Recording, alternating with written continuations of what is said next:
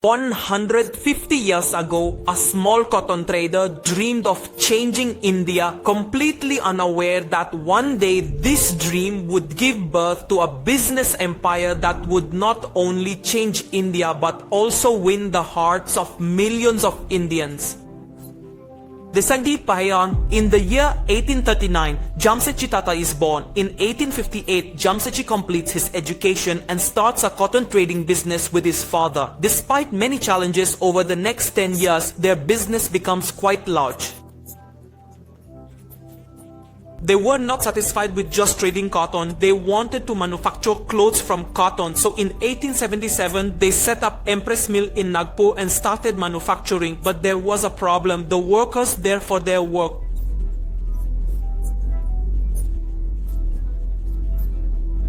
used to take and could not work for long. Jamsetji found an innovative solution for this. He introduced a provident fund scheme for the workers. The launch meant that workers would receive a pension after retirement. Secondly, he arranged medical insurance for the workers. And finally, organized events like family days and sports days. Workers who performed well in these events were also rewarded in front of everyone. Due to all these initiatives, workers started feeling quite valued, which significantly improved their attendance and performance. Many of these schemes were so futuristic that no one in the world had implemented them until then. In 1880, Jamsetji observed that the demand for independence was increasing in India. Jamsetji believed that for India to become independent and India to sustain independence, it will be necessary to become economically self-sufficient and manufacture all essential products within India. Therefore, in various areas, they also the Indian businesses started to build. They first began strawberry farming in the hills of Panchgani, which had the impact that even today, Panchgani is known for strawberry farming and jam factories. Jamsetji also observed that the weather of Bangalore and Mysore is like that of France. So those bred in France,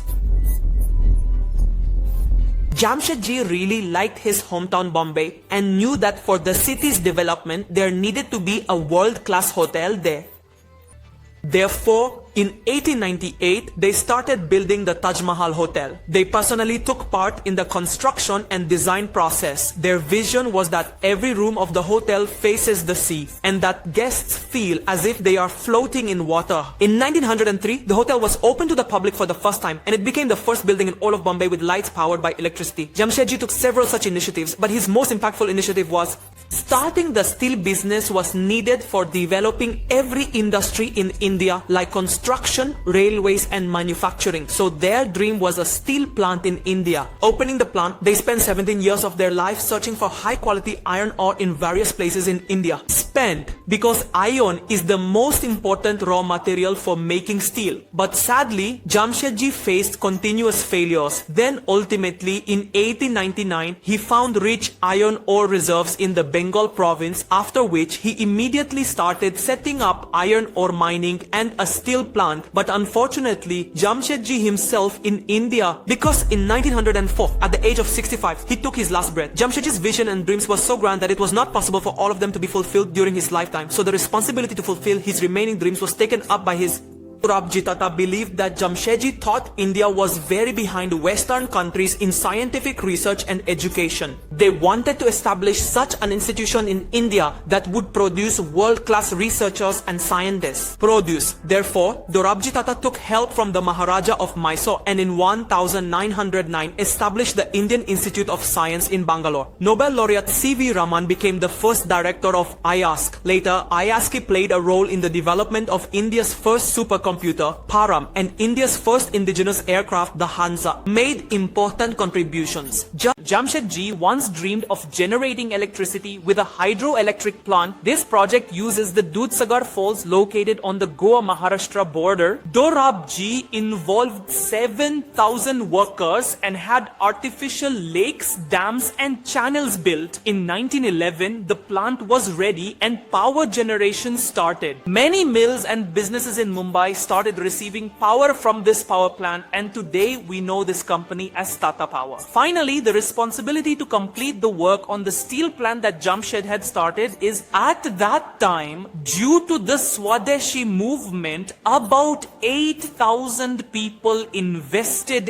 in it within only 2 weeks. The company's name was Tata Steel and Iron Company, or the name Tisco was given, and finally in the year 1912 the first steel was produced from Tisco. Just 2 years later, in 1914, World War I began and Britain's steel demand shot up instantly. They needed steel for tanks, trucks and railways. Tisco's plant worked day and night to meet this demand. Det kan de på snitt 1040 completed. After the end of the war, the viceroy at that time acknowledged the contribution of Tisco, and the town where Tisco's plant was located was named Jamshedpur after Jamshedji, and the railway station was named Tatanagar. Under the leadership of Dorabji, the Tata Group's business multiplied, diversified into businesses like power, consumer products, banking and insurance. After Dorabji Tata, in 1938, a young family member, JRD, became the chairman of the Tata Group in 1925 and was learning the work at the Tisco plant. He was always very interested in aviation, so in 1932 he started Tata Aviation Services, which was India's airline providing passenger and cargo transport services. The first airline was established and its first flight was personally flown by JRD Tata, making him India's first ever commercial pilot. After becoming chairman, JRD Tata noticed that India had to import essential chemicals like soda ash and caustic soda from abroad. These were chemicals needed for making essential products like glass, textiles, soaps and detergents. They wanted these chemicals to be produced in India itself, so in the year 1939 they did so in Mitapur town of Gujarat,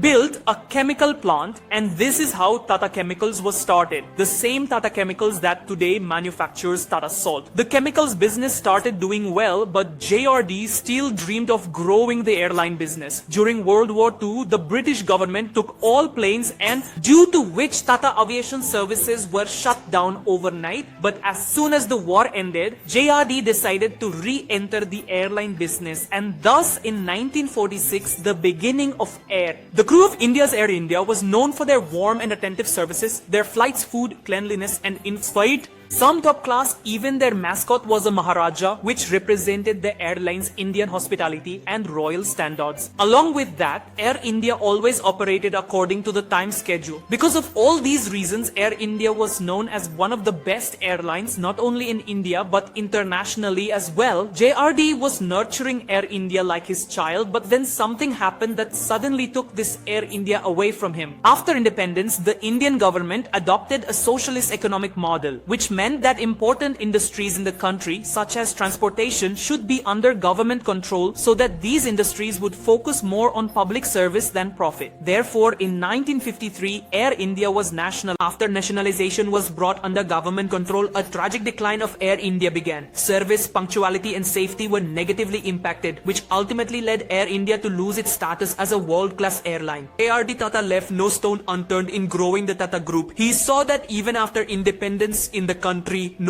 because there was no Indian cosmetics brand, they started Lakme. Lakme is a French word that means Lakshmi in Hindi. JRD deliberately did not give this brand an Indian name, as he knew that Indian women were obsessed with foreign brands and considered foreign brands to be of high quality. By giving it the name Lakme, they provided this cosmetics brand with international level aspirational value, but in reality, the meaning of Lakme is still deeply connected to India. In addition to this, JRD bought a factory in Jamshedpur that made a railway engines and started Tata Locomotive and Engineering Company Limited, which was later called Telco. Initially, Telco only made steam engines for railways, but JRD soon expanded into truck manufacturing. They launched the Tata 407 truck, which became quite popular for its slim and strong design.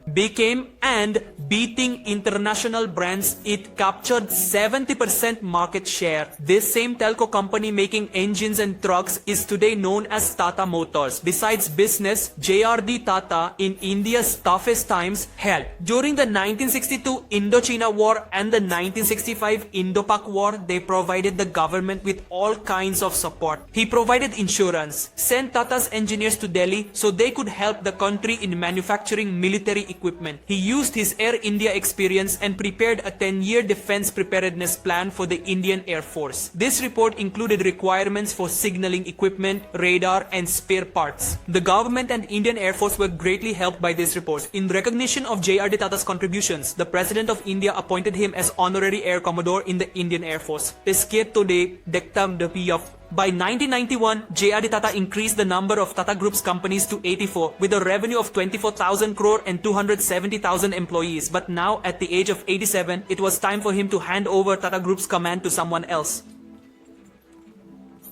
To hand over, therefore, JRD Tata chose a promising member of the Tata family as the new chairman, and this new chairman was Ratan Tata. Until 1962, about 30 years before becoming chairman, Ratan Tata was in the USA. While he was studying, he received a letter from JRD Tata asking him to come to India and join the business. Ratan Tata came to India and joined Tata Steel, and there he started working like a normal worker. His dedication, and before becoming the chairman, he had turned Empress Mills from losses to profitability. He had successfully resolved a major labor unrest in Telco and Tata's Nelco company, which made radios and televisions. When Sir Ratan Tata became chairman in 1991, he knew that the Tata Group was performing well from the outside, but in reality, it was lagging behind in several areas. He felt that in high technology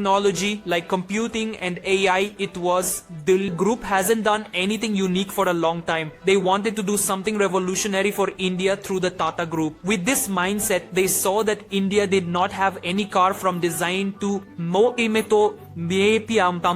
something happened in India. So in 1995, Ratan Tata decided to make a 100% Indian car. A car that is spacious, futuristic, affordable, and offers high mileage. But there was a problem of setting up a new manufacturing plant. The amount was $2 billion, which at that time was a very large amount. So Tata Motors improvised, and in Australia, an old plant of Nissan bought it. This entire plant was dismantled and brought to India and rebuilt in Pune. Ratan Tata himself played an important role in designing the car and finally launched it in 1998. This was an Indian. After automobiles, Ratan Tata focused on technology. He observed that TCS was focused on providing administrative services like data entry to Indian companies, and the focus was on providing bookkeeping, which was very basic level work. So Ratan Tata shifted TCS's focus from administrative services to software services, after which TCS became one of the largest organizations in India and even the world. And with these steps, TCS is still India's biggest IT company. After the success of TCS, Sir Ratan Tata focused back on Tata Motors. He saw that the majority of the middle class population in India couldn't afford a car. That's why the whole family is forced to go on one scooter in a congested manner, which is very uncomfortable and unsupportable. Sir Ratan Tata's dream was to transition the Indian middle class from a scooter to a car. So he announced that he would launch a car priced at only 1 lakh rupees in 2009, keeping his promise.